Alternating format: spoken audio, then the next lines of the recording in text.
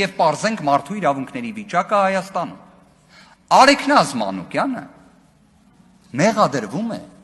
միջին ծանրության ենթադրյալ հանցանքի մեջ։ Միջին ծանրության ենթադրյալ հանցանքի մեջ։ Արեգնազ Մանուկյանը կալանավորված է։ Հայաստանում կա տնային կալանքը որպես խափաման միջոց,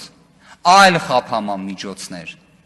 Իդեպ Արեգնազ Մանուկյանը կալանավորված է մի դեպքով, որը հարուցվել էր նախընտրական քարոզարշավի ընթացքում, բայց վերջինիս նկատմամբ խափաման միջոց կալանքի միջնորդություն չէր ներկայացվել, որովհետև վերջինս պատգամավորի թեկնածու էր, բայց խուզարկություն, հարցաքննություն ամեն ինչ արել էին։ Այսինքն անձը գիտեր դրա մասին, չի խոչընդոտել, չի թաքնվել քննությունից, նոր անցանք չի կատարել, բայց կալանավորված է։